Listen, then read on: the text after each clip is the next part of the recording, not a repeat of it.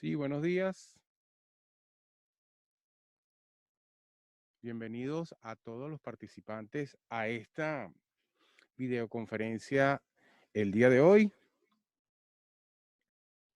Con el permiso de todos ustedes, voy a movilizarme un poco el tapaboca. En nombre del magistrado presidente del Tribunal Supremo de Justicia, doctor Michael José Moreno Pérez, y también de el vicepresidente de la sala, el magistrado vicepresidente de la Sala de Casación Civil del Tribunal Supremo de Justicia, doctor Guillermo Blanco Vázquez. Les damos la más cordial bienvenida a esta videoconferencia, en la serie, el ciclo de videoconferencias que estamos realizando a través de la Escuela Nacional de la Magistratura. En esta oportunidad tenemos preparado, ya listo, como todos lo han visto en nuestras redes, la videoconferencia Eutanasia como Derecho Fundamental, que va a estar a cargo del doctor Antonio Bello Lozano Márquez, que ya está presente con nosotros en esta sala para llevar toda la información pertinente a lo que es esta, por decirlo, innovación, la eutanasia. Es un tema muy sensible, yo lo veo sensible, pero como me dijo en una oportunidad el doctor Lozano, tiene que ser analizada y estudiada. Y él está aquí en este preciso momento para darnos toda la información que requerimos y conocer al respecto de esta práctica, la eutanasia. Pero antes vamos a compartir nuevamente la pantalla e iniciando ya detenidamente nuestra videoconferencia.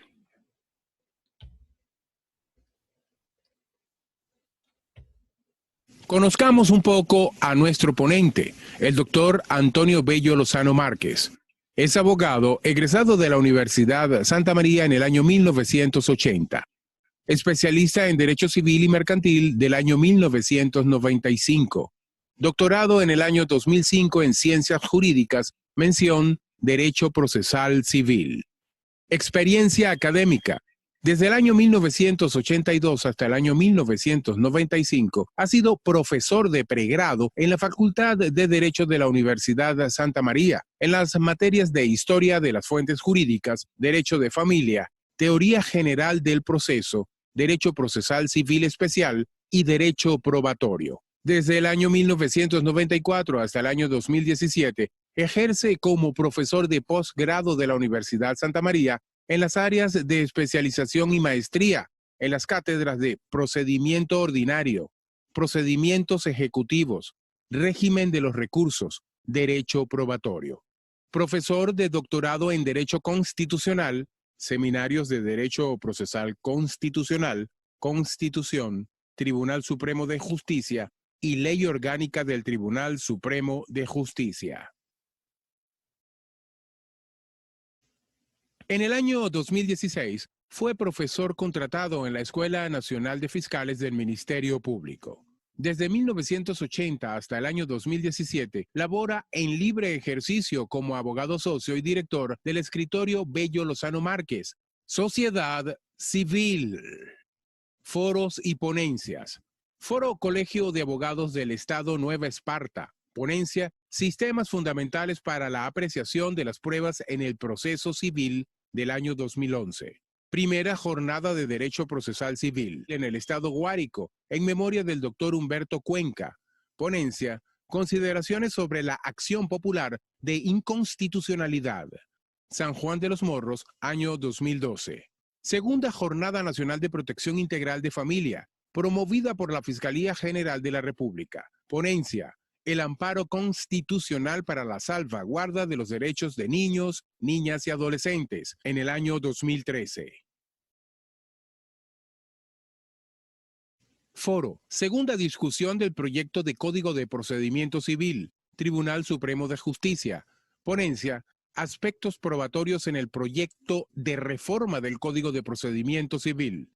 Caracas, marzo 2015. Foro, Universidad Santa María, reforma del Código de Procedimiento Civil. Ponencia, aspectos probatorios de la reforma. Caracas, julio 2015. Foro, Colegio de Abogados del Estado Zulia, reforma del Código de Procedimiento Civil. Ponencia, aspectos probatorios de la reforma. Caracas, agosto de 2015. Segundo Congreso Internacional de Derecho Procesal Civil. Tribunal Supremo de Justicia, moderador de la Mesa sobre Derecho Probatorio. Caracas, noviembre de 2015. Entre el año 2015 y 2016, fue participante en la Comisión Técnica de la Asamblea Nacional encargada de la revisión del proyecto para el Código Procesal Civil. Obras publicadas. Teoría General del Proceso, Editorial Estrados, año 1986. Jurisdicción y Competencia, Móvil Libros, 1989.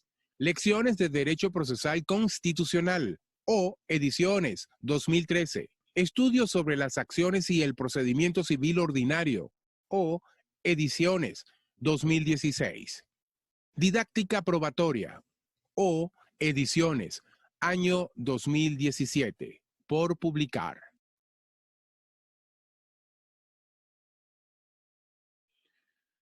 Bueno, allí escucharon ustedes el currículo del doctor Bello Lozano Márquez. Como pueden ustedes haber escuchado y apreciar en la escritura, plenamente imbuido, especialista, doctorado, procesal, derecho civil. Y bueno, ya sin más darle preámbulo a esta videoconferencia, vamos en este momento a dejar en la palabra al doctor Antonio Bello Lozano Márquez, quien nos va a llevar su videoconferencia en el día de hoy, su ponencia, Eutanasia como derecho fundamental. Pedimos disculpas también por la lámina. No sabemos, el sistema tiende a colocar unas rayas allí, pero como decimos, gaje del oficio. Quitamos acá y damos la bienvenida al doctor Antonio Bello Lozano. Ya tiene activado el micrófono, doctor. Buenos días, adelante, le escuchamos. Muy buenos días, Peter. Gracias por la presentación. Y en primer término quiero, como siempre, agradecer la oportunidad que me brinda la Escuela Nacional de la Magistratura por intermedio del magistrado Guillermo Blanco. Y estamos en esta oportunidad de nuevo para presentar una charla, una conversación sobre aspectos de derecho. Ya en oportunidad pasada pudimos, el año 2020, tuvimos la gran oportunidad de presentar una conferencia sobre hermenéutica constitucional y de nuevo la magistratura me honra con su invitación para estos espacios. Espacios que se agradecen, ya que en tiempos de pandemia la comunicación se vuelve un poco difícil, la interacción, pero siempre estos espacios contribuyen a la divulgación del conocimiento, a la divulgación de la ciencia del derecho, que es lo que nos ocupa. En esta oportunidad vamos a tratar un tema que hemos titulado como la eutanasia como derecho fundamental. Es un tema que no es nuevo, pero sí es novedoso. ¿Por qué lo estamos discutiendo en esta oportunidad? Porque recientemente, en diciembre del año 2020, el Congreso de los Diputados en España aprobó una ley sobre eutanasia. Asimismo, en Nueva Zelanda se aprobó un referéndum mediante el cual el pueblo neozelandés acepta una ley de eutanasia, la cual va a entrar en vigencia a finales de este año 2021. Es un tema, como bien decía Peter en la introducción, que resulta polémico. Polémico por las diversas posturas que se pueden tener en relación con el mismo. Se puede estar a favor, se puede estar en contra de la eutanasia. Y valga esa polémica, por ejemplo, para hacer referencia reciente, este fin de semana, me enteré que un sacerdote venezolano que trabaja en el Vaticano y que forma parte de un grupo de WhatsApp en el cual intervienen varios colegas, decidió como una forma de protesta retirarse de ese grupo por señalar que el grupo está promoviendo la eutanasia, lo cual en criterio de la Iglesia es un atentado contra la vida. La idea de esta conferencia no es generar polémica, sino más bien divulgar conocimiento en relación con estos aspectos de la eutanasia, porque no podemos hacer la vista ciega en el sentido de lo que está sucediendo, y son realidades que se están presentando. Ya tenemos esa ley en España, hay otros proyectos de ley que se están discutiendo, incluso en Venezuela, el Ministerio Público a finales del mes de febrero de este año 2021 presentó a consideración de la Asamblea Nacional un proyecto, junto con otras leyes, un proyecto de ley de la eutanasia. Entonces, la idea es divulgar el conocimiento y, repito, no generar la polémica, más bien generar el debate, generar la discusión, siempre en un tono donde haya igualdad. Se puede estar en contra, se puede estar en favor, pero siempre hay que respetar las opiniones de cada quien. La perspectiva que hemos tomado para esta conferencia tiene que ver con el señalamiento de los aspectos constitucionales en relación con el tema de la eutanasia. Es decir, señalar, explicar, dar a entender si la eutanasia está prevista o no en la Constitución, o si puede entenderse que disposiciones constitucionales son aplicables a un contexto eutanásico. Esa es la idea, y por eso el título, la eutanasia como derecho fundamental, porque en nuestro criterio la Constitución no es otra cosa sino un catálogo de derechos fundamentales. Agradezco a todos los que están presentes en esta exposición, y de entrada que sepan dispensar cualquier criterio que no esté conforme con sus creencias, con sus modos de ver las cosas, pero es sencillamente eso, presentar algo para el conocimiento y saber que está allí y que puede ser discutido. En un primer momento vamos a hablar de lo que son los derechos fundamentales, ya que ese es el título de la conferencia. Y para hablar de derechos fundamentales, ¿por qué hablar de derechos fundamentales? Es básicamente la interrogante. Porque muchas veces hay un desconocimiento absoluto en relación con los derechos fundamentales. Incluso se tiende a asimilar lo que es un derecho fundamental con los derechos humanos, siendo que los derechos humanos son una categoría de derechos fundamentales, básicamente. Los derechos fundamentales se recogen en la Carta de Naciones Unidas, producto de la Segunda Guerra Mundial, esa reunión en Naciones Unidas y esa carta para tratar de acabar con la figura del nazismo, del fascismo, y que no se repitieran esos crímenes horrendos que se suscitaron con motivo de la Segunda Guerra Mundial.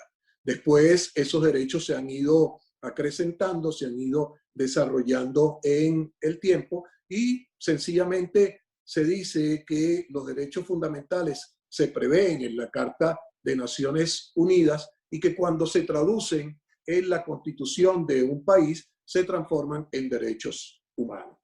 Básicamente, los grandes tratadistas de la materia, entre ellos actuales, como es el profesor Luigi Ferrajoli, establece que los derechos fundamentales no son otra cosa sino derechos subjetivos. Derechos subjetivos bien de carácter positivo o de carácter negativo. Cuando hablamos de carácter positivo, se entiende de prestaciones a cumplir, de prestaciones a realizar, de llevar a cabo. Y cuando hablamos de carácter negativo, se trata de conductas dirigidas a no causar daño, a no causar lesiones. Los derechos fundamentales tienen características propias, entre ellas la universalidad. Son derechos que están en todo el orbe, en todo el mundo, y que pueden estar contenidos o no en la norma. Puede ser que se dé esa parte de positivizar los derechos como tal y se le dé nombre y apellido en la norma, pero eso ni siquiera es lo elemental. Puede ser que el derecho humano, como es el contexto de que vamos a hablar de la eutanasia, no aparezca contenido en la constitución de una república, en las leyes de una república, y por eso no significa que el derecho humano no exista o que no deba ser protegido. Cuando se hace esa clasificación de derechos humanos, de derechos fundamentales, perdón, estamos hablando de los derechos humanos, de los derechos públicos, de los derechos civiles y de los derechos políticos, entre otros. Diversos autores, entre ellos el filósofo alemán Robert Alexy, dice que esos derechos fundamentales no son otra cosa sino mandatos de optimización, de manera de que haya una realización en la más alta medida de ese derecho. Entonces, se le tilda, se le califica como fundamental para optimizarlo, para elevarlo a una jerarquía superior, de manera tal que sea privilegiada su aplicación, de que sea privilegiada su observancia. Por su parte, el autor Nogueira Alcalá, cuando habla de los derechos fundamentales, siempre hace referencia a lo que es la interpretación de los derechos fundamentales. Y lo básico y lo fundamental de esto es que la interpretación siempre tiene que ser favorable a este tipo de derecho. Favorable en la medida que, al ser un mandato de optimización, entonces debe su aplicación estar privilegiada y debe siempre favorecerse la interpretación en favor del derecho, en favor del individuo, que es el final de cuentas, quien lo va a recibir, quien lo va a disfrutar y quien tiene el derecho, valga la redundante, a que se le respete el mismo. Para ello, se toman en cuenta, para esa interpretación favorable, diferentes técnicas que tienen que ver también con lo que es la hermenéutica. Esas técnicas, entre otras, son la ponderación, la proporcionalidad, la razonabilidad, la maximización, el efecto de irradiación, la proyección horizontal y el principio pro persona. Un principio que, por ejemplo, el autor nacional, el profesor Román Duque Corredor, establece que es el principio básico de la interpretación de los derechos fundamentales. Estamos hablando de ponderación, estamos hablando de proporcionalidad, por mencionar dos de esas figuras que he mencionado.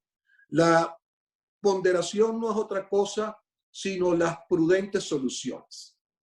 Es lo que llama Gustavo Zagrebelsky, el gran autor italiano, las prudentes soluciones a cada caso. ¿Y eso qué implica?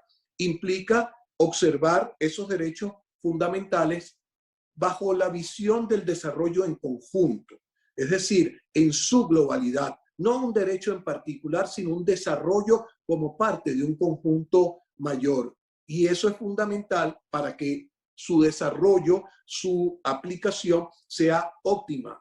Dice Zagrebelsky que lo que se busca es un desarrollo en conjunto, más no un declive en conjunto. Y entonces también hablamos de la proporcionalidad.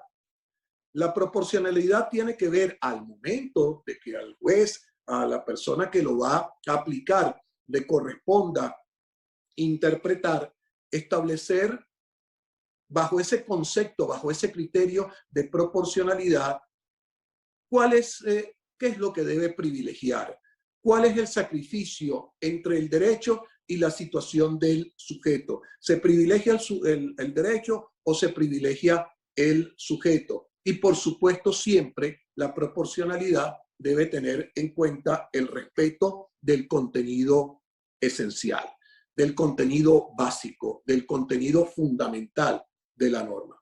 Pues bien, entrando ya en materia, hecha esta breve introducción sobre lo que son los derechos fundamentales, necesariamente para hablar de ello y en un contexto de eutanasia, nos tenemos que referir a lo que es la dignidad humana, porque esa va a ser la piedra angular de todo lo que voy a conversar de ahora en adelante.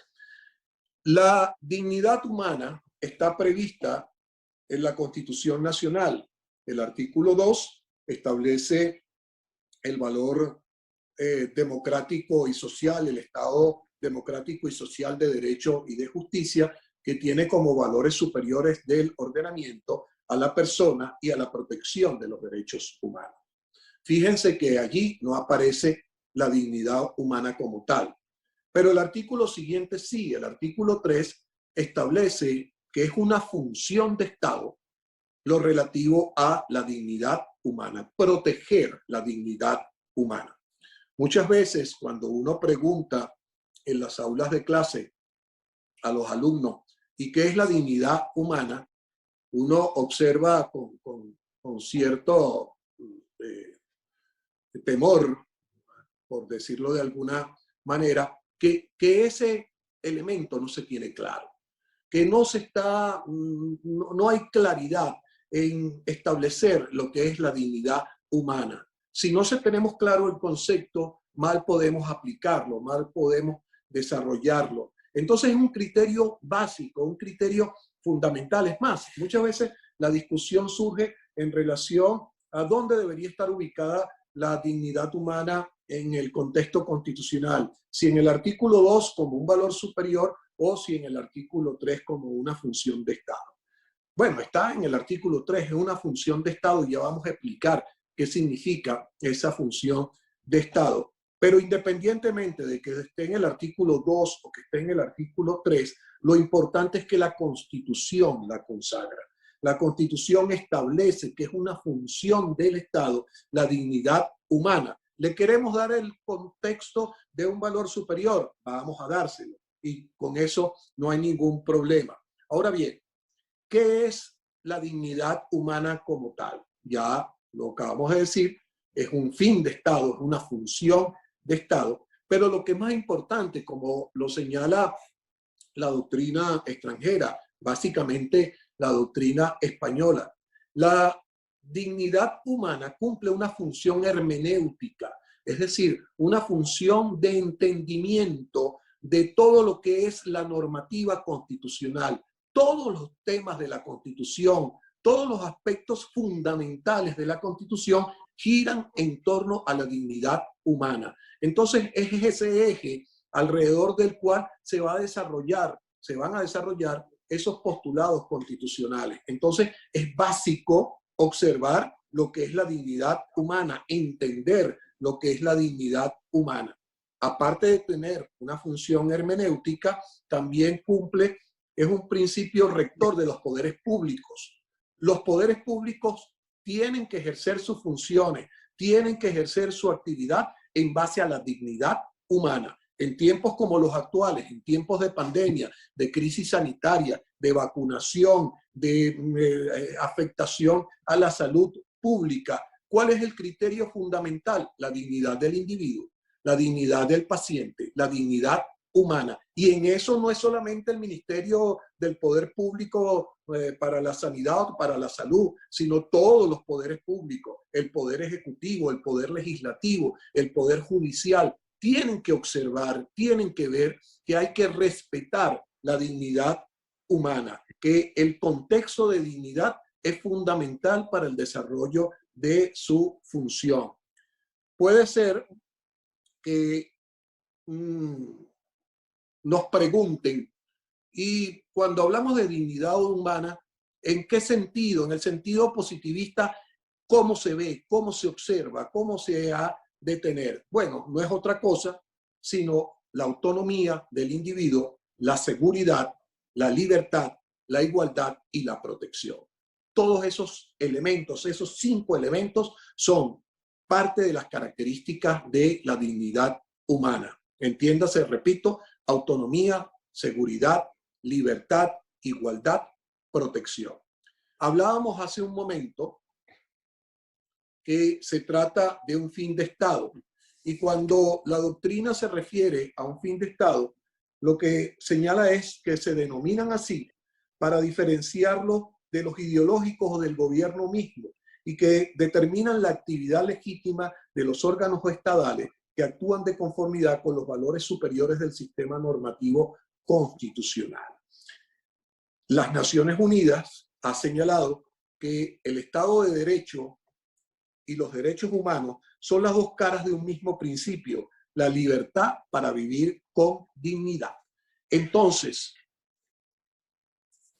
por la vía que lo queramos ver, por el sentido que queramos darle, la dignidad humana siempre va a estar presente de una manera positiva, de una manera fundamental, de una manera principalísima dentro de lo que es el contexto constitucional. Por eso decíamos, no es que es solo un fin de Estado, sino que cumple una función hermenéutica. Todo gira alrededor del concepto de dignidad humana. Y cuando vamos a hablar de eutanasia, necesariamente tenemos que hablar de dignidad humana. ¿De qué hablamos en la eutanasia? Como decía antes, el término eutanasia etimológicamente significa buena muerte. No hay que confundir la eutanasia con otros términos que se han venido utilizando en el tiempo, como cuestiones relativas a el suicidio asistido y cosas por el estilo. La eutanasia es una buena muerte en el sentido de una muerte digna, que la persona que sufre una enfermedad terminal tenga el derecho a una muerte digna. Vamos a utilizar unas láminas para darle algún contexto mayor a esta exposición. Y básicamente nos vamos a referir a la nueva legislación, la Ley Orgánica de Regulación de la Eutanasia en España ha señalado todo lo que es el contexto de la eutanasia y ha establecido lo siguiente. El preámbulo de la ley ha indicado que por medio de la eutanasia se pretende dar una respuesta jurídica sistemática, equilibrada y garantista a una demanda sostenida de la sociedad actual. A una demanda sostenida de la sociedad actual. Es cierto, es una realidad. Hay gente que sencillamente no está con el criterio de la eutanasia como tal, considera que no es válido, que no se puede quitar la vida de una persona, que nadie tiene esa condición como tal. Y por el otro lado, tenemos lo que prevé la Ley Orgánica de Regulación de la Eutanasia, la LORE para decirlo por su acrónimo. Sencillamente es dar una respuesta jurídica a un planteamiento actual. Entonces, hay un contexto de personas que requieren de esa situación, que requieren de una solución a sus padecimientos. Por su parte, además de la LORE, tenemos el criterio que se ha venido manejando en Colombia a nivel de jurisprudencia y que tiene su origen en el año de 1997. Hay sentencias posteriores, hay otra del 2014, pero en el 1997, que fue la sentencia que da origen a todos estos criterios de jurisprudencia, señaló que morir dignamente involucra aspectos que garantizan, luego de un ejercicio sensato e informado de toma de decisiones, que la persona pueda optar por dejar de vivir una vida con sufrimiento y dolores intensos. le permite alejarse de tratamientos tortuosos que en vez de causar mejoras en su salud, lo único que hacen es atentar contra la dignidad de los pacientes. Ya consagró la Corte Constitucional colombiana esa posibilidad de la eutanasia e incluso la decisión que dictó la Corte Constitucional le ordena al Poder Legislativo que promulgue la ley correspondiente, que legisle sobre la materia. Lamentablemente, desde el año 97 hasta la fecha, en Colombia el Congreso Legislativo no ha promulgado la ley correspondiente. ¿Eso significa que no se pueden aplicar procedimientos eutanásicos? No. El hecho de que no esté regulado por una ley no significa que no se puedan aplicar, porque esa decisión y las posteriores también han señalado, han despenalizado el aspecto de la eutanasia como delito, como homicidio. Bien, en ese contexto tenemos que ver cuáles son las características como derecho fundamental de la cual venimos hablando. Primero, que se trata de un derecho fundamental, pero de carácter complejo. De carácter complejo, ¿por qué? Depende de circunstancias muy particulares para constatarlo. ¿Cuáles son esas circunstancias? Primero, que se trate de una enfermedad terminal, que sea irreversible, que no haya tratamiento, y el aspecto del sufrimiento de la persona. Que la persona sufra dolores insoportables que no le permitan esperar una muerte en el tiempo, y sencillamente opta a través de eso, de la eutanasia, para morir con dignidad. El vivir con sufrimiento no es vivir dignamente. En eso sí es un criterio que para mí es básico, no tiene discusión. Otra característica es el aspecto de la autonomía. Es un derecho fundamental autónomo, en el sentido que su vulneración no es medida de otros derechos.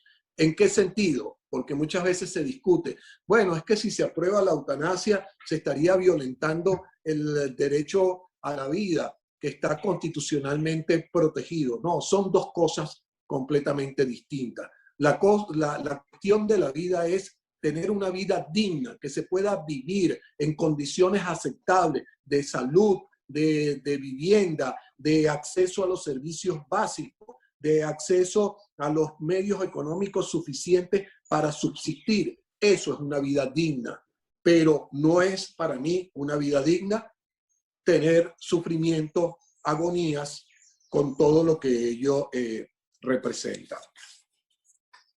Cuando hablamos de esta situación y presentábamos el aspecto del contexto constitucional, hay dos normas básicamente que hay que ver, que hay que tomar en cuenta.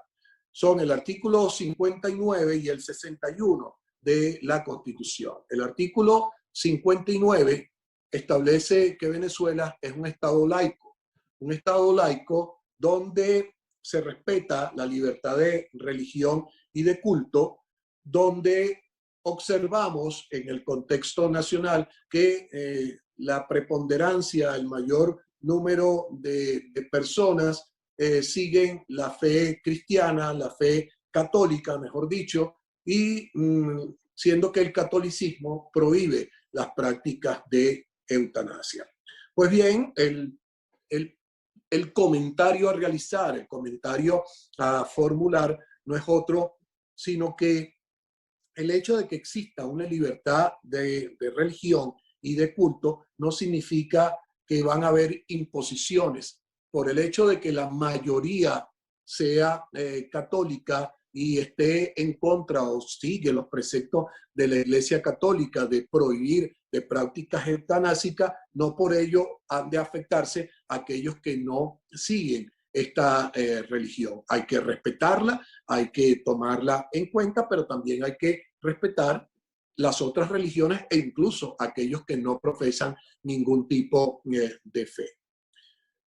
En relación a la objeción de conciencia, el artículo 61 establece ese principio de la objeción de conciencia. Si lo tomamos en relación con la eutanasia, pudiéramos pensar que existe algún tipo de antinomia, de contradicción entre lo que prevé la ley del ejercicio de la medicina y el código de deontología médica, que básicamente establecen que el deber principal del médico es salvaguardar la vida, es la salvaguarda de la vida.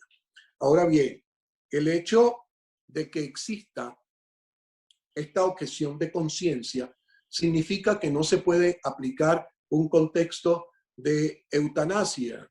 Lo que no se puede es obligar, en todo caso, al médico a practicarla. Si a ver, vamos, tiene también un derecho a respetar sus convicciones, pero la práctica no debe ser prohibida, no puede tener la restricción en el hecho de la objeción de conciencia. La Sala Constitucional del Tribunal Supremo de Justicia de Venezuela ha hecho referencia a la ponderación y señala que la ponderación de los valores en conflicto debe privar el interés del paciente ante una situación de muerte inminente o a corto plazo. Entonces, ambos son valores constitucionales: la dignidad humana, el Estado laico y la objeción de conciencia. Están dentro de la misma Constitución, están previstos en la Constitución. Ahora bien, alguno tiene más peso sobre otro. Es allí donde entra el factor de la ponderación. El juez, al decidir, necesariamente tiene que ponderar, y tiene que ponderar, como lo decíamos antes, tomando en cuenta prudentes soluciones y observar las circunstancias del caso. Por una parte puede estar la ética médica, los juramentos médicos, pero por el otro lado está el sufrimiento del paciente, el padecimiento del paciente y todo lo que esto conlleva, todo lo que esto representa. Pues bien, siguiendo en este orden de ideas, decíamos que se trata de enfermedades graves e incurables, que son partes de las condiciones. Por eso se entiende que es un derecho complejo. La LORE ha señalado, señala en su artículo 3, que se entiende por enfermedades terminales graves e incurables aquellas que por su naturaleza originan sufrimientos físicos o psíquicos constantes e insoportables, sin posibilidad de alivio que la persona considere tolerable, con un pronóstico de vida limitado en un contexto de fragilidad progresiva. Por su parte, la Sociedad Médica de Santiago de Chile ha establecido una calificación en relación con esto y ha dicho que son enfermedades terminales aquellas que comportan un carácter progresivo, irreversible y con pronóstico fatal próximo, lo cual puede comprender la imposibilidad práctica de contar con recursos terapéuticos adecuados y necesarios. La Sociedad Española de Cuidados Paliativos, SECPAL, ha hecho la clasificación de las enfermedades terminales. No significa que estas son las únicas, pero ahí tenemos el cáncer, el SIDA, las enfermedades de motoneuronas, las insuficiencias específicas cardíacas, renales o de otro tipo, la enfermedad degenerativa del sistema nervioso central, la cirrosis hepática, la enfermedad pulmonar obstructiva crónica, denominada ECPO, y algunas formas de arteriosclerosis. En todo caso, ¿cuáles son las características que han de tomarse en cuenta? Bueno, que es una enfermedad progresiva, es decir, que el deterioro no se va a parar, que es irreversible en el sentido que no hay posibilidad de cura, que el pronóstico fatal es próximo a acontecer en un breve tiempo. La ley, por ejemplo, española habla de términos de tiempo de 6 meses, por ejemplo, y la imposibilidad de contar con recursos terapéuticos. No se tienen las soluciones al problema, no se tiene el remedio para esa condición de la enfermedad ni nada por el estilo. Pero en todo caso, lo que es importante ver es lo que regula la ley. Esas condiciones para poder ejercer un contexto de eutanasia. Entre esas condiciones podemos obtener la siguiente: disponer de toda la información posible, incluida la relativa a los cuidados paliativos, solicitud voluntaria desprovista de presiones externas por parte del paciente, es decir, que sea el paciente quien lo quiera, que sea el paciente quien lo desea. El paciente no quiere seguir viviendo con ese padecimiento y que su decisión sea producto de su voluntad, sea una decisión de carácter autónoma. Y en esto hay que hacer algún tipo de señalamiento. No siempre el contexto de voluntad pudiera entenderse como que es autónomo en ese sentido, porque muchas veces hay las presiones externas que pueden ser de distinto tipo, pueden ser presiones por parte de la familia, pueden ser presiones por parte de la sociedad en la cual esta persona vive, etc. La familia, por ejemplo, pudiera ejercer una presión bien en sentido positivo, bien en sentido negativo. Pudiera la familia decirle, no, vamos a esperar, estamos contigo hasta el final y creemos que te puedes curar y tenemos esperanza en esto, hay ciertas posibilidades o no. O pudiera ser un contexto negativo, en el sentido que la familia diga, mira, oye, piénsalo bien porque nos estamos arruinando con tu enfermedad, es muy costosa, o sigues o representas una carga, no me dejas desarrollar mi proyecto de vida como tal. Entonces, son contextos diferentes y que se aprecian en sentidos distintos.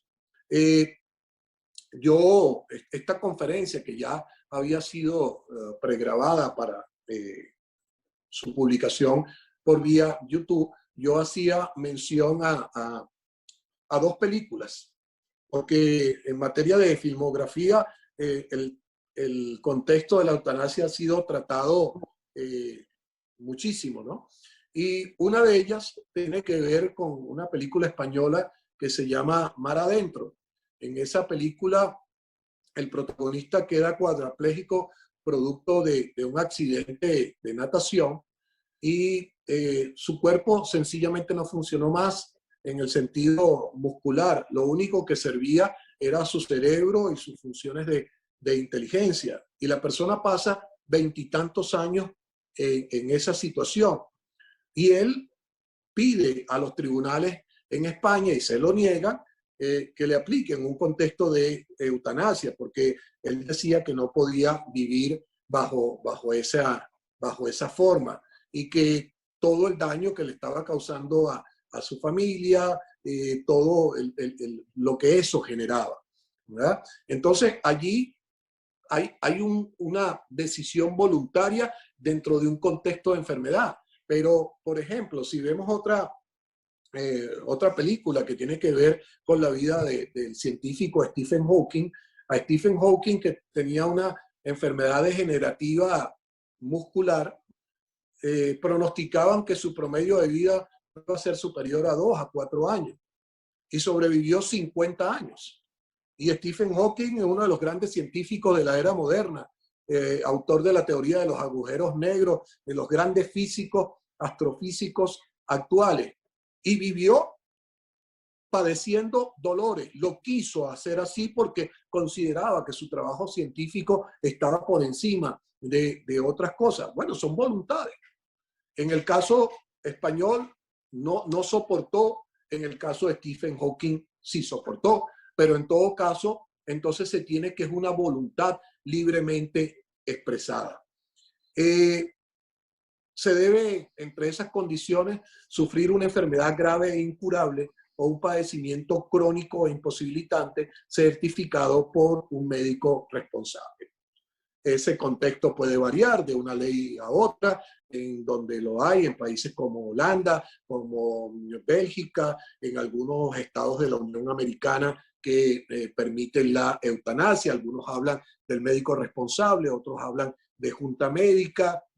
Yo, por ejemplo, en el contexto de la ley española, veo que es como un poco burocrático el trato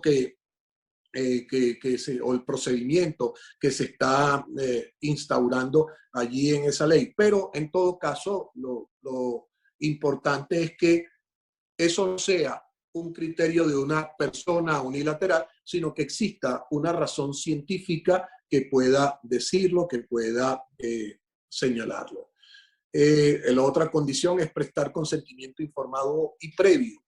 Consentimiento informado, es decir, el paciente tiene que estar debidamente informado de sus probabilidades de vida, del contexto de su vida futura, de probabilidades de tener una cura o que si esa cura no va a existir, ¿verdad? Y que emita ese consentimiento de manera informada y previa. Para ello hay figuras como las que aparecen allí: testamentos vitales, disposiciones de última voluntad, documentos de instrucciones previas. Lo hemos visto en el contexto cinematográfico muchísimas veces, cuando el paciente dice: me voy a someter a una operación, pero si algo sale mal, no quiero que se me resucite. Yo firmo voluntariamente esa cuestión, porque no quiero quedar en un estado de imposibilidad física o mental.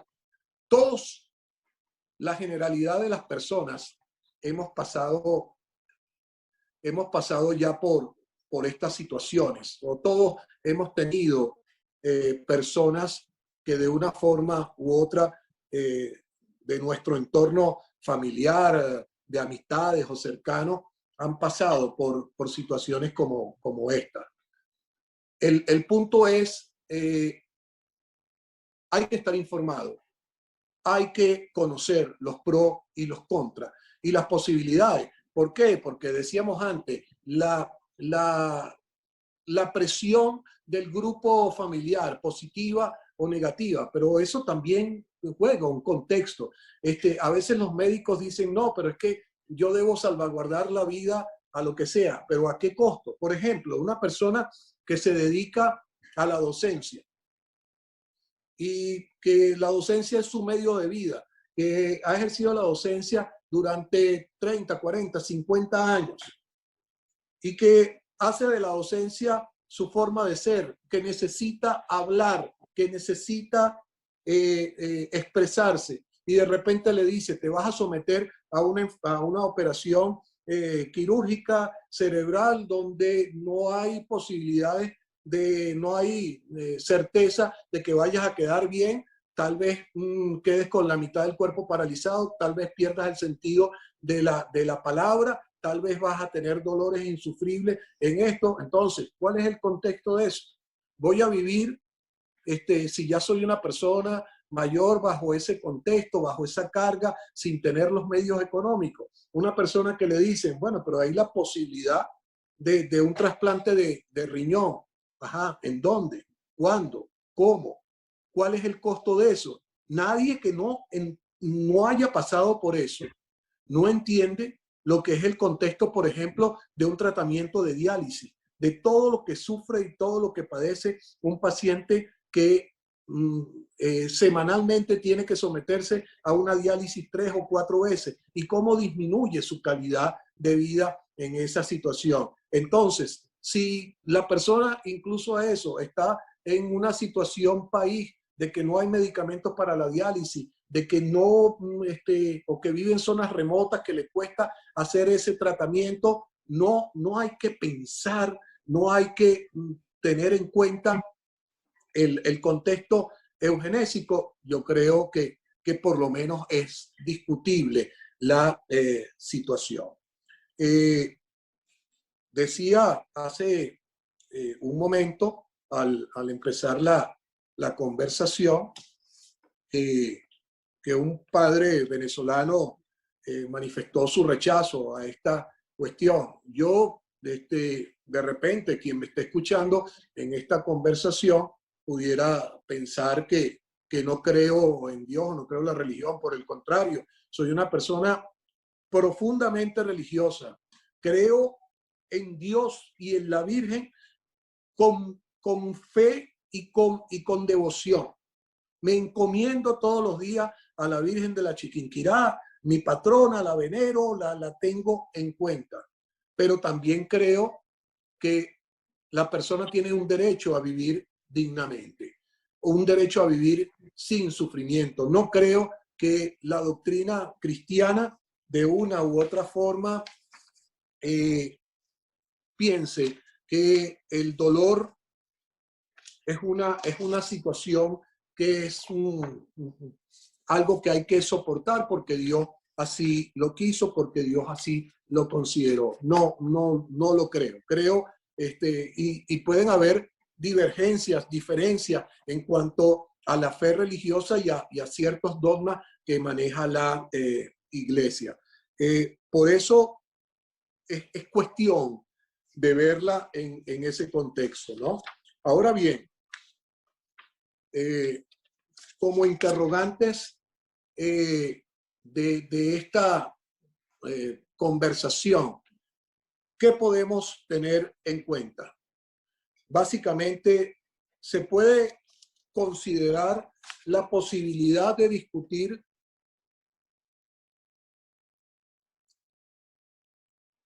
legislativamente un proyecto de ley de eutanasia.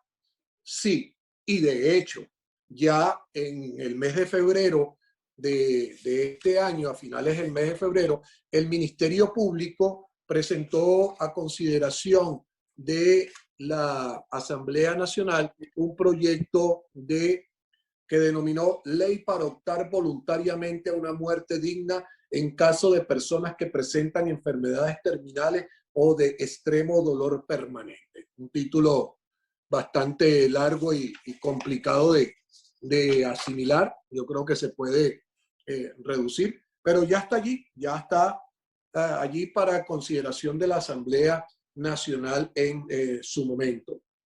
Se puede presentar esto a falta de ley a la consideración de un tribunal, por ejemplo, un tribunal venezolano, la Sala Constitucional del Tribunal Supremo de Justicia pudiera conocer de alguna acción judicial relacionada con la eutanasia. Yo considero que sí.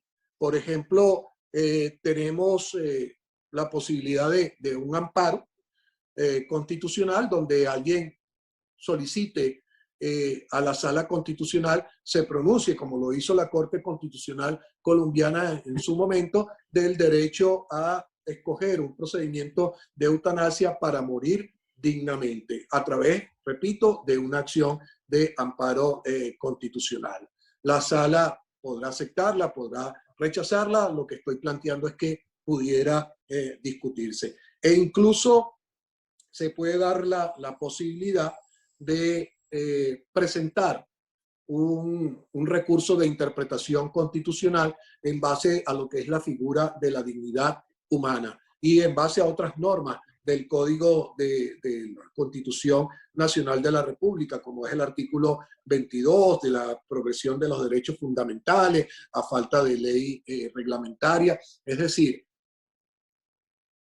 la interpretación al texto fundamental por parte de la Sala Constitucional pudiera darse para discutir un aspecto de eutanasia bajo contexto como el que ya está presentando la ley, asimilando la doctrina extranjera, asimilando la legislación extranjera y los conceptos propios, es decir, que se trate de enfermedades terminales, de enfermedades incurables, de enfermedades que no tengan un pronóstico, o que tengan un pronóstico de muerte a corto plazo y no hay que prolongar la agonía de una persona. Yo creo que sí, yo creo que se puede dar.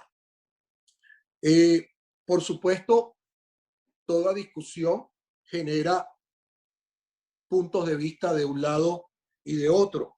Por ejemplo, un artículo del autor Adelio Miseroni, publicada en el Acta Bioética del año 2000, Este autor Miseroni es consultor del programa de bioética de la Organización Panamericana de la Salud. Tiene un criterio distinto y dice, por ejemplo, ¿qué debemos entender por dignidad? No solo los hombres tienen dignidad por el solo hecho de ser tales, razón por la cual debemos descartar desde luego cualquier acepción que pretenda relativizar este concepto. Desde esta perspectiva ontológica, la dignidad de la persona humana es absoluta, existe independientemente de su situación social, política y religiosa. Y señala este autor que en consecuencia cualquier legislación que pretenda despenalizar la eutanasia homicida entendida en términos restrictivos es inaceptable desde un punto de vista ético y jurídico. En efecto, la dignidad de la persona es un principio básico de cualquier Estado social y democrático de derecho y por ende es un principio que necesariamente debe inspirar todo el ordenamiento jurídico nacional. Repito, son criterios, se aceptan, se respetan, pero no se comparten. En el criterio de que consideramos que la eutanasia es una posibilidad, el morir dignamente bajo ciertas condiciones, es un derecho autónomo de la persona, es un derecho fundamental y para concluir no queda sino esto, morir dignamente es un derecho.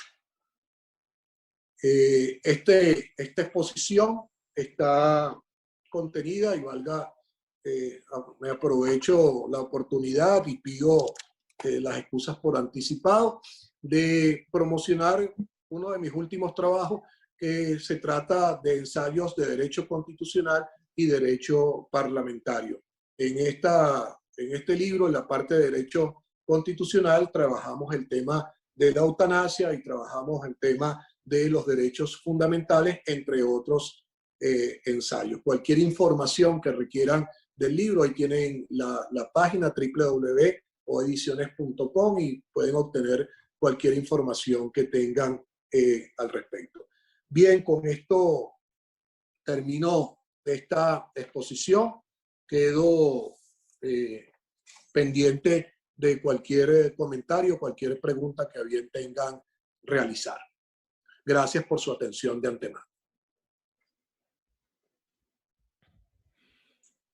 Gracias a usted, doctor, por su excelente exposición al respecto de este tema, muy controvertido, pero de verdad de todo lo que ha dicho, y lo habíamos tenido ahí en concreto, muy de acuerdo, lo sensible, pero eutanasia como derecho fundamental, tiene que seguir fuertemente el análisis. Antes de comenzar ya con el ciclo de preguntas y respuestas y comentarios, vamos a saludar y damos las gracias a la presencia de todos los participantes en esta videoconferencia. Saludamos a la directora general de la Escuela de la Defensa Pública, la doctora Verónica Soto, como también al doctor Jesús Gerardo Peña Rolando, coordinador general de la Inspectoría General de Tribunales. También la rectora del Estado Miranda, jueza rectora Zulay Bravo. El doctor Félix Camargo, docente de la Escuela Nacional de la Magistratura. También presentes jueces, varios jueces y juezas de diferentes circuitos. En los estados presentes Apure, Amazonas, Aragua, Anzoátegui, Cojedes, Barinas, Delta Macuro, Sucre, Miranda, Portuguesa, Táchira, Trujillo, Lara, Monagas, Estado de La Guaira, Zulia y Yaracuy. Y también, bueno, presente abogados y abogadas de distintas salas del Tribunal Supremo de Justicia. Vamos a quitar en este momento, colocamos acá y revisamos el chat. Como podemos ver, infinidad de saludos. Por acá le manda un saludo doctor Anabel Ruiz González. Buenos días, presente. Tengo el gusto de compartir este momento con quien fuera mi profesor de Derecho Probatorio en mi alma mater, Universidad Santa María. Hará este año más de 37 años. Saludos, Era doctor yo. Antonio Bello. Sí. No hablemos de años, por favor. Bueno, esa es la experiencia. Por acá, saludos también. Buen día, un placer compartir este espacio. Buenos días a todos. Gracias a la Escuela Nacional de la Magistratura por la tan honorable invitación de la ciudad de Guanare. Estado portuguesa, jueza Doris Coromoto Aguilar Pérez. Muchas gracias. Siguen los saludos. Estoy revisando lo que ya han escrito en el chat y voy a revisar en este preciso momento lo que está actualizado para que puedan hacer sus comentarios o preguntas que le podamos hacer al doctor Lozano, al doctor Antonio Bello. Por acá, doctor, usted hablaba de recomendaciones de una película. Yo las voy a buscar, porque es muy interesante tener al tanto este tema. Por acá alguien que no colocó su nombre cuando ingresó, que le recordamos a todos nuestros participantes, al ingresar a la cuenta Zoom antes de la videoconferencia, el sistema le pide un nombre. Colocan el nombre para uno poder identificarlos acá. Por ejemplo, esta persona que escribió algo muy, muy importante, muy interesante también, pero dice iPhone, aparece es la marca de su celular. La persona coloca acá, recomiendo una película que se llama Yo antes de ti. Trata sobre la eutanasia. Entonces vamos a anotarla allí. No, hay muchas. ¿Ah? Hay muchas películas. Yo recomiendo esa Mar Adentro porque en esa película Mar Adentro se hace mucha insistencia con lo que hemos hablado del tema de la dignidad humana. El protagonista siempre se basó sus elementos, sus argumentos para esto en la dignidad humana, que se le respetase esa dignidad como persona.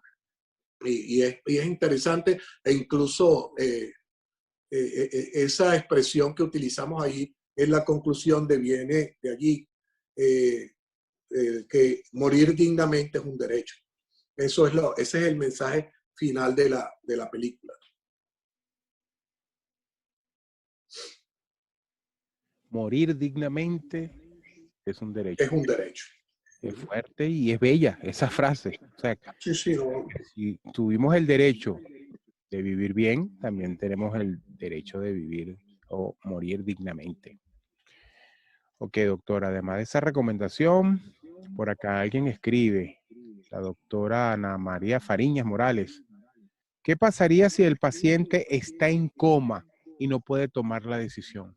¿Podría la familia? Bueno, esos son aspectos que tiene que desarrollar la ley, ¿no? La ley española tiene una serie establece una serie de disposiciones en relación con eso, de que en este caso el contexto de los familiares, por ejemplo la esposa, los hijos pudieran tomar una decisión en tal sentido. Uno, ¿qué es lo que recomienda?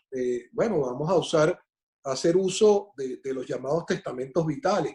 Mientras estés en vida, el testamento es no solamente para dejarle una herencia y bienes a la persona, sino también son disposiciones de última voluntad. Yo quiero que me cremen, yo quiero que me hagan tantas misas, o sencillamente como parte de ese testamento vital o de esa disposición de última voluntad, más que testamento, dejar establecido previamente que no quiero, en caso de que la operación no resulte, o que el tratamiento no dé resultado, o que sea necesario entrar en un coma inducido y no haya perspectiva de esto, que se aplique un contexto eutanásico, ¿no? Eso es cuestiones que en todo caso la ley tiene que regular. Y si no lo regula la ley,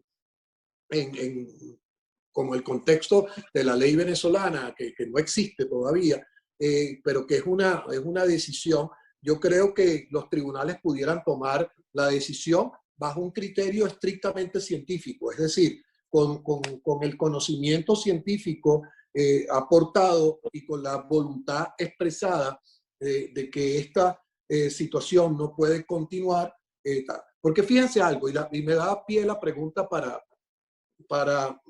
decir algo. Mucha gente piensa, hay algunos criterios, dice, bueno, es que como está en un coma inducido o está en esa situación, no está sufriendo, porque está dormido, porque está sedado. Y muchos médicos dicen que no, que eso no es así, que el cerebro resiente la situación y que el sufrimiento sigue allí, aun cuando la persona se encuentre en coma. Entonces, son situaciones que la ciencia no tiene las soluciones definitivas. Entonces, ¿qué vamos a aplicar? Bueno, apliquemos esto que estamos hablando. Apliquemos ponderación, apliquemos criterios de lógica, criterios que tienen que ver con la situación en el momento actual, en el momento en que está padeciendo la persona esa situación. Oye, si la persona entró en una situación de coma, motivo de un COVID, ¿cuántas personas pueden sobrevivir? ¿Cuántas personas se han salvado de esto? Entonces, hay que ver la ponderación, hay que tener criterios de proporcionalidad, tener en cuenta las estadísticas, toda la información disponible para decidir sobre eso. Ok, doctor.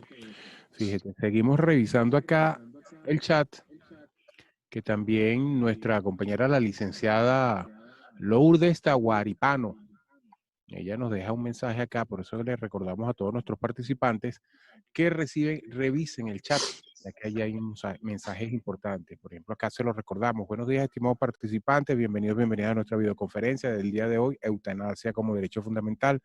Para efectos de su certificación, pueden enviar a partir de este momento su confirmación al correo electrónico enm.secreg,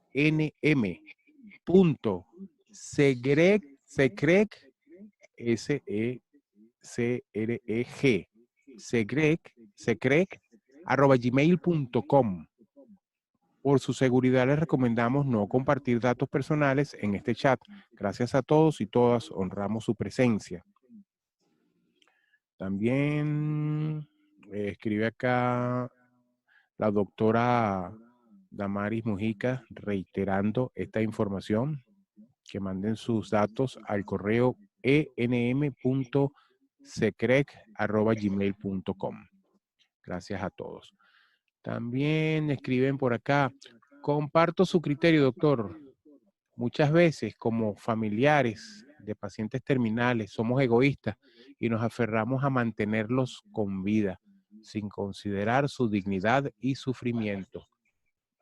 Me escribe por acá, no tiene el nombre.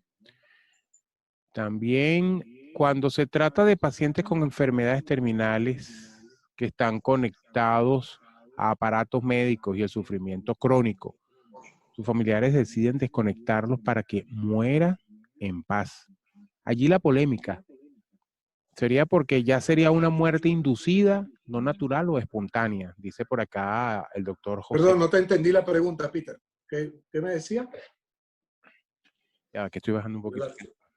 El doctor José Colina escribe acá, cuando se trata de pacientes con enfermedades terminales que están conectados a aparatos médicos y por el sufrimiento crónico, sus familiares deciden desconectarlos para que muera en paz. Allí la polémica sería porque ya, no sé qué la persona escribió aquí, allí la polémica... Mira, el problema con eso... ¿Vida o no natural? El problema con eso es relativo, ¿no? Decir que lo van a desconectar como tal, si tú hablas con el médico que está tratándolo y le dice, mire, yo quiero que lo desconecte, los médicos te van a decir que no, la mayoría de ellos. Me van a decir que no por la ley del ejercicio de la medicina, por el código de ontología médica, etc. Son pocos médicos los que hoy en día expresamente lo señalan. Dicen, mire, yo estoy a favor de aplicar la eutanasia, etcétera. En Colombia hay un médico que es muy conocido, lo pueden conseguir en cualquier conferencia en cualquier video de YouTube, aparece varias veces, donde él dice que a la fecha ha realizado más de 75, 80 procedimientos que tienen que ver con la eutanasia. Entonces, con base a la decisión de la Corte colombiana. ¿Por qué? Porque despenalizaron el delito. Muchas veces los médicos no es que estén en contra de aplicar la eutanasia, sino que consideran que esto puede ser calificado como un delito si ellos desconectan al paciente, etc. Entonces es una decisión que sencillamente está en un contexto muy indefinido, muy de tiniebla, que no se tiene claro esa cuestión. Por eso, en esta materia, lo que pasa es que los tiempos de exposición deberían ser más largos para hablar con más detalle de esto, pero la plataforma no nos los permite. Hablamos muchas veces de otras formas que tienen que ver con esto, como son la ortotanasia, como son las distanasias, etcétera. Entonces, y hay figuras que se hablan con criterios técnicos como son el encarnizamiento, el ensañamiento terapéutico, la caconotasia, o sea, son múltiples formas de esto, ¿no? Entonces, cuando uno habla de distanasia, ¿qué está hablando? Prolongación innecesaria del sufrimiento de una persona con una enfermedad terminal. Y cuando habla de ortotanasia, ¿qué está hablando? Otorgar al paciente todos los cuidados y tratamientos para disminuir el sufrimiento. Hay un sacerdote colombiano que es muy polémico y sale mucho en esos videos de YouTube, que el sujeto cuando entra a considerar algunas cosas, dice, bueno, pero es que no importa que esté en eso, porque si a él le duele o si tiene mucho sufrimiento, bueno, vamos a suministrarle morfina. Hay cuestiones para aliviar el sufrimiento. Caramba, yo creo que ese no debe ser el contexto lógico de eso. Entonces, lo vas a volver un adicto a la morfina, le vas a tener eso. ¿Y por cuánto tiempo? Esa es la gran pregunta. Hasta que llegue la muerte en forma natural. Oye, porque el hecho de que tenga la morfina no va a sufrir. No. Eso para mí no tiene lógica, de verdad. Hay una pregunta que quiero responder, Peter, que la estoy viendo aquí, de Linda de Márquez. Es medio pariente mía, porque yo soy Bello Márquez, ella es Linda de Márquez. Dice, siendo que nuestra Constitución es provida desde su preámbulo y que se considera el derecho a la salud una extensión del derecho a la vida a la luz de nuestra Constitución, la eutanasia es inconstitucional. Debe entonces someterse a un referéndum consultivo. Si bien es cierto que la Constitución es provida, la Constitución es provida en un sentido de vida digna, de dignidad humana, y por eso hablábamos e insistía tanto en el criterio de la dignidad humana como concepto hermenéutico, es decir, todo gira alrededor de eso. La Constitución protege la vida digna, la dignidad humana, y si no hay dignidad en la vida, en el tratamiento de vida de esa persona, ¿por qué no pensar en la eutanasia? Entonces, pensar en una muerte digna.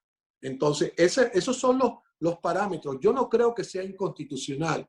Yo creo que es más bien objeto de interpretación de la Sala Constitucional. Si la Sala Constitucional, por ejemplo, lo ha hecho en otras oportunidades, se ha pronunciado en otras materias. Hay casos, por ejemplo, un caso que es bien particular, de una persona que murió y dejó su semen congelado y posteriormente la esposa solicita que se le insemine con ese semen congelado y resulta que la persona había fallecido de un cáncer testicular y la clínica decía que no podía hacer esa inseminación por el alto riesgo que esto representaba. Ahí la sala consideró que sí era posible, ordenó la inseminación y dio criterios en relación a la salud, dio criterios en relación a esa situación.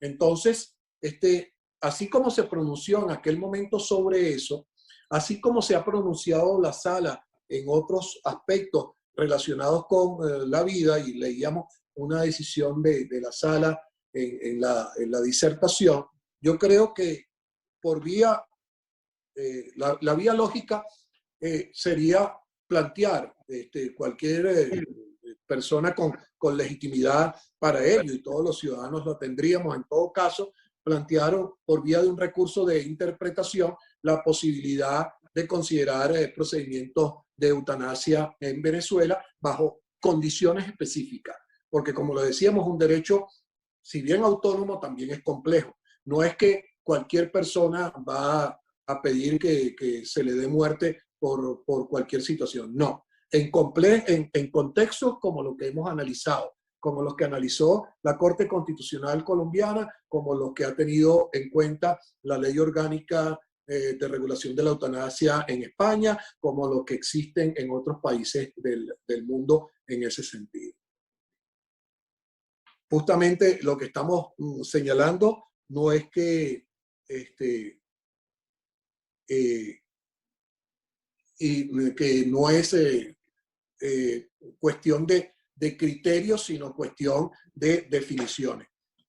Por ejemplo, ponen aquí en una pregunta, y dice, ¿y quién define la dignidad? No, la dignidad está allí en la norma. Y los jueces tienen que conocer qué significa la dignidad humana. Y como es un derecho fundamental, en todo caso, en cada momento, bajo cada circunstancia, tendrá que emitirse un criterio. Recuerden algo, los criterios constitucionales son normas programáticas, en el sentido de que no hay definiciones. La Constitución dice, se protege el derecho al trabajo, pero no define qué es el derecho al trabajo. El derecho a la personalidad, más no define qué es la personalidad, pero se entiende que cada operador de justicia tiene el conocimiento suficiente o podrá obtener el conocimiento suficiente para decir qué es la dignidad humana. Si usted me pregunta a mí directamente qué es la dignidad humana, yo digo la dignidad humana es derecho a tener medicina, derecho a tener comida y no comer de la basura, como lo vemos en contextos sociales actuales, el derecho a tener asistencia médica, a tener una programación de salud, a tener una vivienda digna. Todo eso forma parte de la dignidad humana. Y para mí, ¿qué es la dignidad humana?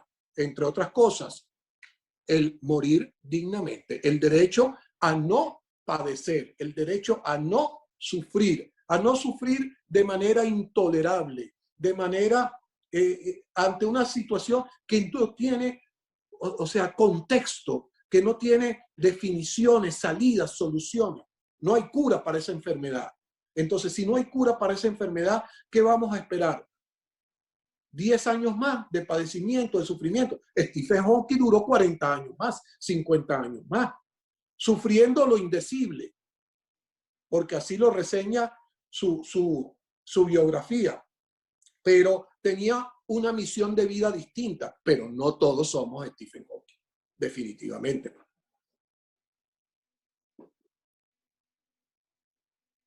Ok, doctor. Bueno. Me preguntan aquí, ¿se debería aprobar la eutanasia, la pena de muerte y el aborto? Bueno, ya estamos entrando en temas éticos y de otro estilo. La discusión del aborto creo que no es para este momento, estamos hablando de un contexto específico. La pena de muerte no está prevista en la legislación venezolana. Habrá personas que digan que sí, habrá personas que digan que no. Personas, delitos como el terrorismo, la pedofilia, deberían ser sancionados con penas de muerte. Eso es poner en manos de los hombres una situación tal. Aquí estamos hablando de un contexto distinto. Aquí estamos hablando que es la autonomía de la persona. La persona decide morir, la persona quiere morir, porque la persona sufre de una enfermedad terminal e incurable, irreversible y de corto plazo. con destino fatal a corto plazo. Entonces, es una situación muy específica y ahí entramos en los mismos criterios que hemos venido manejando antes. Ponderación de ver todas las situaciones en su momento, en el contexto del caso, prudentes soluciones, como señala Zagrebelsky, en un determinado momento.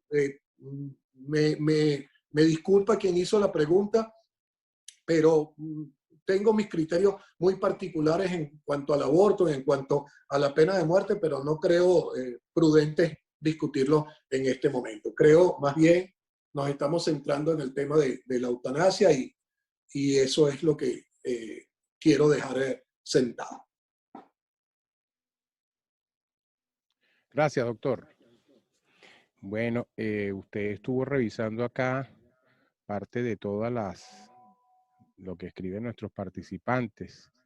Por acá es un tema muy complejo. Cada quien tiene una opinión religiosa, moral y legal muy diferente. No, por supuesto. Y como lo decía en un principio, Peter, o sea, el sacerdote que decidió retirarse del grupo porque estábamos promoviendo este foro. Yo respeto su opinión. Lo que quiero dejar claro, tener en cuenta, es que esa es una información que está allí y es una realidad que está allí. Y tenemos una ley, un proyecto de ley de eutanasia que ya está girando, que ya está cursando. ¿Qué vamos a hacer? ¿No vamos a hablar de esto? Sí, vamos a hablarlo, vamos a discutirlo. Y cada quien tendrá su proyecto y cada quien tendrá su opinión y cada quien, por ejemplo, en el momento en que la ley de eutanasia salga a la consulta popular, la podrán emitir. Y estamos en una sociedad democrática. Si la mayoría de las personas dicen que no, bueno, no habrá contexto eutanásico, sencillamente. Pero lo que estamos dando a entender que en otras latitudes, en países tan cercanos como Colombia y en países tan afines como es España, entonces ya ese contexto se está discutiendo. Fíjense que en los Estados Unidos, que es nuestro otro gran referente en esa materia, en la Unión Americana, en 50 y tantos estados de la Unión, tan solo 3 han aprobado el contexto de eutanasia. Un sistema federal con sus propias constituciones estadales. Entonces, son cuestiones que son temas delicados, pero valga la oportunidad para decirlo. Yo creo que esos son los temas que hay que discutir. Yo creo que esos son los temas relevantes que hay que, por lo menos es lo que a mí me interesa hablar y plantear. Podemos hablar de otras cosas, sí.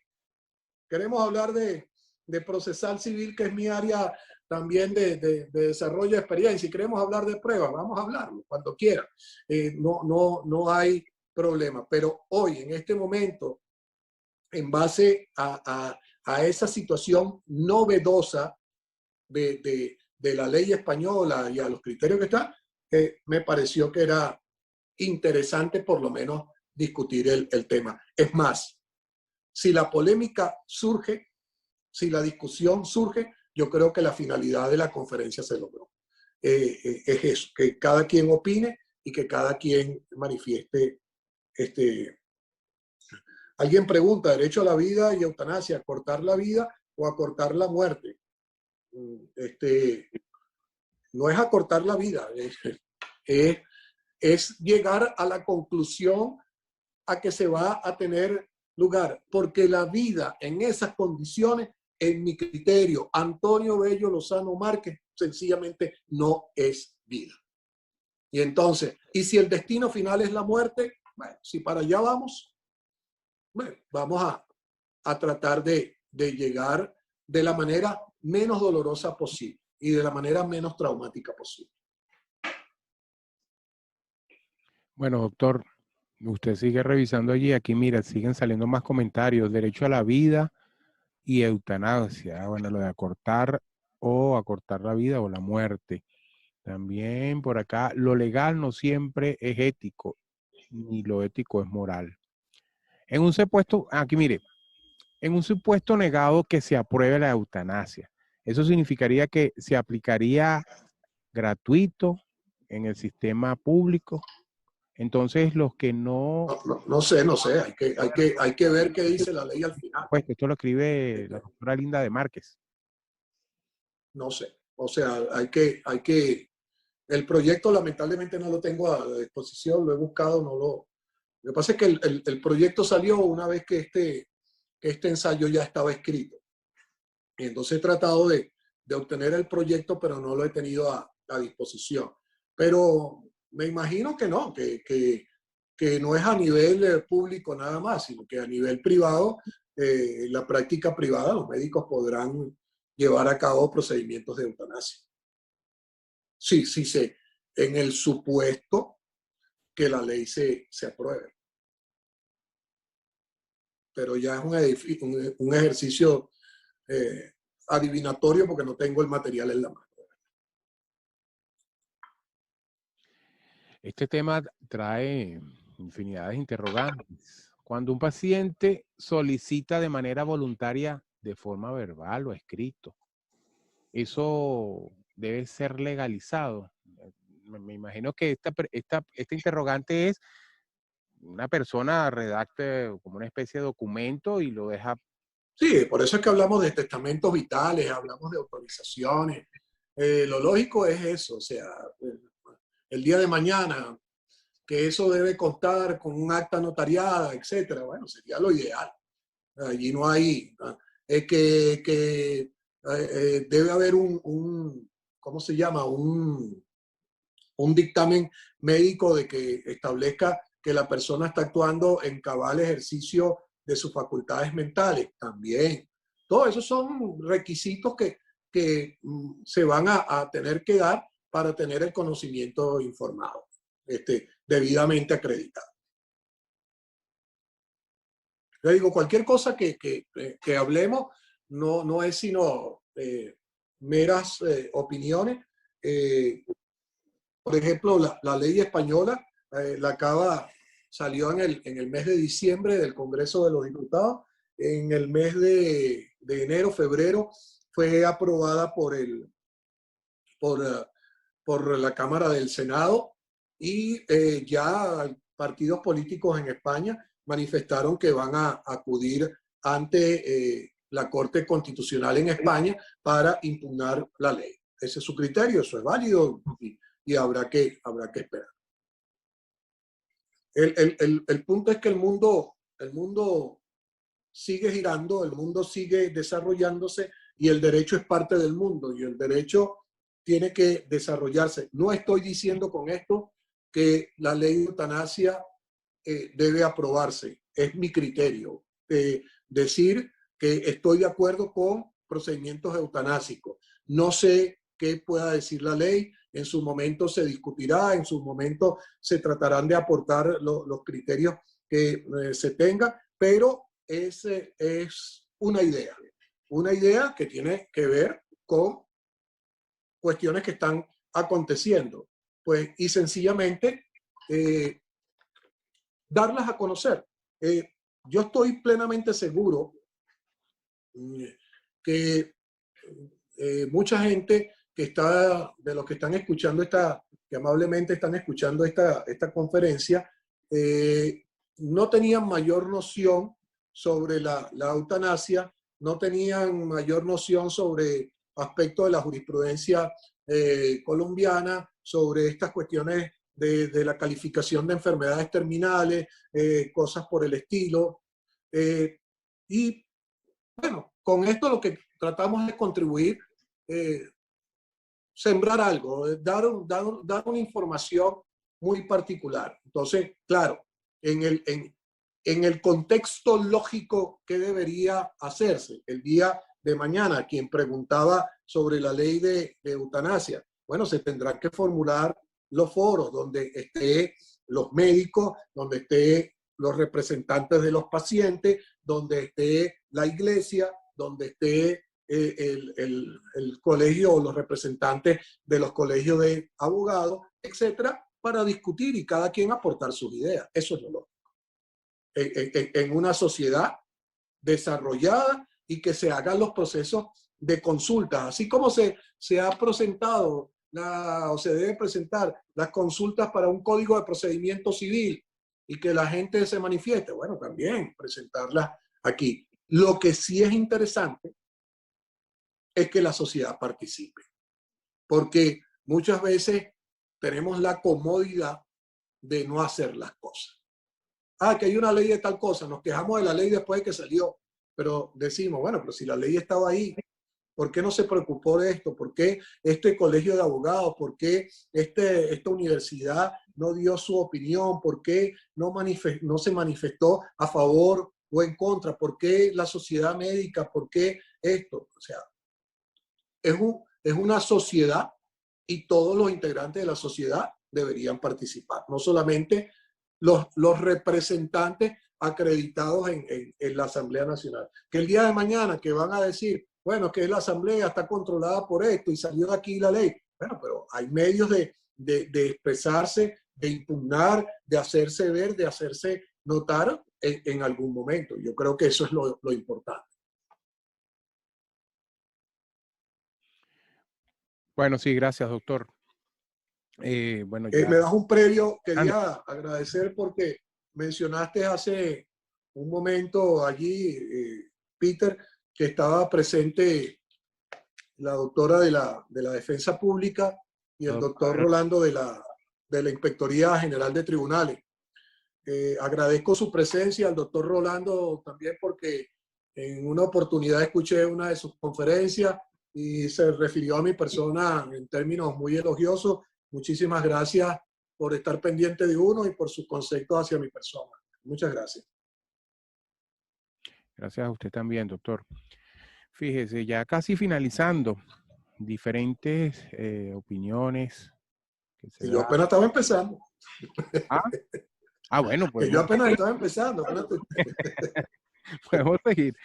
No, es que es interesante, este es un tema que apasiona porque todos somos seres vivos, todos tenemos familiares, todos tenemos seres queridos y nadie quiere hacer eso, de quitarle, por decirlo así coloquialmente, quitarle la vida a otra persona. Fíjate tú lo que estás diciendo, Peter, es tan interesante que es distinto hablar de la eutanasia que hablar del aborto, porque no todos tenemos relación con el aborto, pero sí todos tenemos relación con un pariente, con un familiar, con un amigo que ha padecido una enfermedad grave, crónica e incurable.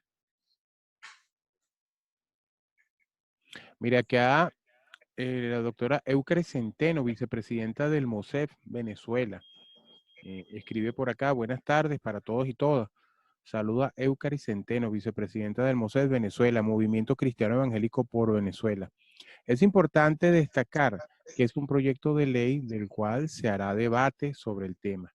En el marco del respeto a la democracia participativa, protagónica, entiendo que desde el punto de vista religioso, pues es un tema álgido. Sin embargo, quiero felicitar al doctor por su excelente ponencia, a fin que todos y todas debemos conocer un poco más que están en el tapete, más que está en el tapete. Además, estoy segura, se hará en su momento la debida consulta popular. Gracias por el comentario y bueno, sí, lo veníamos señalando. Son temas álgidos. Y fíjense, voy a hacer una breve referencia a algo. Que es un tema que incluso tratamos también en el libro, en el nuevo libro. Un tema de la gestación subrogada, ¿no? Allí la Sala Constitucional se pronunció en un amparo sobre un aspecto que involucraba el matrimonio entre parejas de un mismo sexo. Eran dos señoras que habían contraído matrimonio en Argentina, porque la ley venezolana no lo permite. A través de un procedimiento de inseminación artificial tuvieron un hijo y lo presentaron en Argentina y después, al llegar a Venezuela, trataron de hacer las diligencias para presentarlo. Incluso, lamentablemente, uno de los miembros de la pareja falleció, víctima de la delincuencia, y el amparo llegó a la Sala Constitucional. El amparo fue favorable, donde la Sala Constitucional, a través de una interpretación evolutiva, dijo, eso es una realidad. si bien la ley venezolana no lo prevé o no autoriza el matrimonio entre personas de un mismo sexo, sin embargo, hay una situación que es real, y en este caso está ese matrimonio, y está una situación de protección a los derechos del niño, que necesita que su personalidad, su nombre, su identidad sea protegida. ¿Qué hizo allí la sala? Emitió un concepto o utilizó una técnica de interpretación evolutiva que tiene que ver en parte con lo que utilizó la Corte Constitucional Española cuando permitió el matrimonio entre personas de un mismo sexo. Es decir, la sociedad avanza, son realidades de la sociedad y hay que tenerlas en cuenta. Como decía la doctora que comentó antes, sí, son materias a discutir, materias a debatir con el debido respeto y sin establecer un antagonismo previo. Decir es que yo soy pro vida, no, hay que escuchar de lado y lado. Y al final, en una sociedad democrática, debe imponerse el criterio mayoritario. Estemos de acuerdo o no estemos de acuerdo con el mismo. No estamos de acuerdo, bueno, impugnemos la ley ante las entidades que son que deben conocer de esto. Ok, doctor. Ya finalizando también, infinidad de saludos por parte de todos los participantes de todo el país. Están escribiendo y dándonos, déjame bajar un poquito aquí el monitor, con mucho volumen. Ok. Y bueno, ya ahí quedan infinidades de preguntas que se formulan nuestros participantes. Bueno, creo que pusiste un correo allí en la pantalla, ¿verdad? Cualquier pregunta que no haya sido contestada ahorita la pueden formular por allí, con mucho gusto la contestaré. Ok. Sí, bueno, no hace mucho lo colocamos, vamos a colocarlo nuevamente. Estamos en el ciclo de preguntas y respuestas y comentarios. Aquí está el correo electrónico que nos entrega el doctor Antonio Bello para que ya finalizada la videoconferencia, usted pueda escribir directamente con el doctor a ese correo electrónico. Bello Lozano usm@gmail.com. Bello Lozano usm@gmail.com. También queremos agradecer nuevamente a todos los participantes, juezas y juezas de todo el país que están presentes en esta videoconferencia que nos acompaña y nos dio esa excelente ponencia el doctor Antonio Bello Lozano Márquez. Ya casi finalizando, le recordamos a todos nuestros participantes que si no completó el formulario lo puede hacer. Allí tiene el link.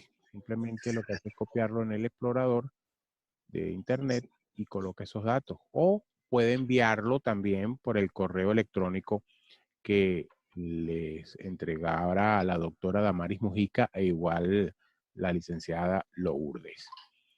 Y más que decirles, síganos en nuestras redes sociales, @enm_rbb y @enmvenezuela. Como también en Facebook y en YouTube, Escuela Nacional de la Magistratura y Revista Magistra. Ya para finalizar, doctor, podemos darle la palabra. Estaba esperando una confirmación acá, pero no me han confirmado. Sus palabras finales para todos los presentes y para la posteridad, a las personas que puedan ver, porque esta videoconferencia se va a subir también al YouTube para que esté disponible en cualquier momento para todas las personas que deseen ver nuevamente y analizar. Y claro, al verlo en el YouTube con posterioridad, pueden escribirle al doctor y pueden mantener ese debate permanente, porque este es un tema de debate permanente. Es un tema de debate permanente. Ok, doctor, sus palabras finales ya para ir concluyendo la actividad del día de hoy con usted. Bien, agradeciendo a todos los participantes por su gentil audiencia, por haberme escuchado, por compartir espacios de derecho con mi persona. Agradeciendo a la Escuela Nacional de la Magistratura por este espacio, a todas las personas que intervinieron en hacer posible esta transmisión, en especial al licenciado Peter, muy agradecido con todos, manifestarles que siempre estamos a la orden y para cerrar, morir dignamente es un derecho. Que tengan buenas tardes. Gracias, doctor. Por aquí vi que llegó un mensaje. Allí tiene las redes sociales, la persona que lo está solicitando y también el correo del doctor bellolozanousm@gmail.com. bellolozanousm@gmail.com. Las redes sociales de la Escuela Nacional de la Magistratura, allí la tienen también en pantalla. Agradecemos a todos los participantes por estar presentes ya finalizando esta videoconferencia. Eutanasia como derecho fundamental. Les recordamos siempre seguirnos en nuestras redes y estar pendientes de las próximas videoconferencias que estamos realizando a través de la Escuela Nacional de la Magistratura. Les recordamos también mantenerse y respetar los decretos del Gobierno Nacional al respecto de la pandemia del COVID-19. Manténgase en su hogar, use el tapaboca. Aquí por lo menos estamos realizando esta videoconferencia, todos bajo las medidas de bioseguridad. Alcohol, cloro, tapaboca. Vamos a mantenernos. En nombre entonces del magistrado presidente del Tribunal Supremo de Justicia, doctor Michael José Moreno Pérez, y del magistrado vicepresidente de la Sala de Casación Civil del Tribunal Supremo de Justicia, el doctor Guillermo Blanco Vázquez, le damos las gracias a usted por haber estado presente en esta videoconferencia muy interesante, importante, y que todavía se mantiene el debate permanente como les estábamos comentando, ya que el doctor dejó allí ese correo electrónico para que usted pueda escribir y espere la respuesta del doctor Antonio Bello en cualquier momento. Le damos las gracias a todos ustedes y será hasta otra oportunidad que estaremos con ustedes. Damos las gracias también de parte de todo el personal de la Escuela Nacional de la Magistratura, que hacemos lo posible para que usted se mantenga informado y capacitado en todo momento. El licenciado Domingo Medina, la licenciada Giseli Extraño Castillo, la licenciada Verónica Gómez, la licenciada Lourdes Taguarí Pano, la doctora Damaris Mujica, también muchas veces cuando nos acompaña la licenciada Marlene Salazar. Y con mucho gusto este servidor, Peter Carrión, estaremos atentos en las redes sociales, cualquier información. Esta videoconferencia al finalizar se preparará para subirse también, guindarse en YouTube, en la Escuela Nacional de la Magistratura y en la revista Magistra, para que usted pueda verla nuevamente. Muchas gracias y sigan en sintonía con la Escuela Nacional de la Magistratura. Gracias, el alma mater del Poder Judicial. Gracias.